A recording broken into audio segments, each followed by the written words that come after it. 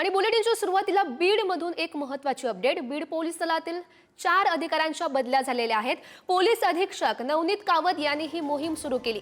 सक्तीच्या रजेवर असलेले केसचे पोलीस निरीक्षक प्रशांत महाजन यांची नियंत्रण कक्षात बदली करण्यात आली आहे। पोलीस निरीक्षक वैभव पाटील केस पोलीस स्टेशनचे प्रभारी म्हणून आता काम पाहतील। पोलीस निरीक्षक सय्यद मजहर अली अबू तालिब यांच्याकडे परळी ग्रामीण पोलीस स्टेशनचा आता पदभार असणार आहे।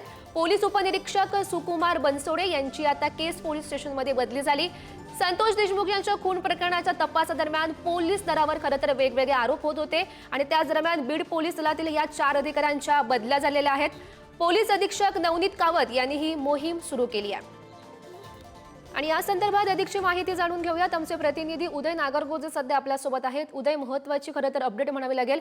मृत सरपंच संतोष देशमुख यांच्या खून प्रकरणाच्या तपासादरम्यान खरं तर पोलीस दलावर हे वेगवेगळे आरोप झालेले होते आणि त्यानंतर या बीडमधल्या 4 महत्त्वाच्या बदल्या।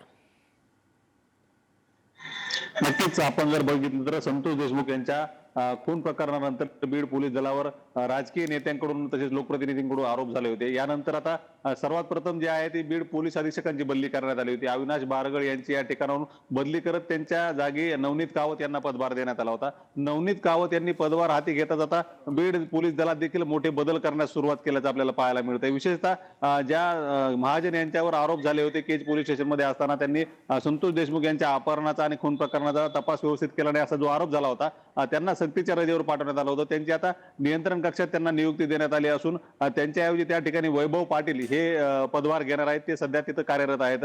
त्यांच्या नियुक्तीचे आदेश आता पोलीस अधीक्षकांनी दिले। तर याबरोबरच परळी ग्रामीण असेल किंवा केज मधील इतर पोलीस स्टेशन असतील या ठिकाणी देखील अधिकाऱ्यांच्या बदल्या करण्यात आल्या असून कुठेतरी नवनीत कावत हे आता ऍक्शन मोड मध्ये आले असून पोलीस दलात त्यांना ज्या ज्या ठिकाणी गरजेचं वाटतंय त्या त्या ठिकाणी ते बदल करताना आपल्याला पाहायला मिळतंय। हो, नक्कीच उदय, धन्यवाद दिलेल्या या सविस्तर माहितीसाठी।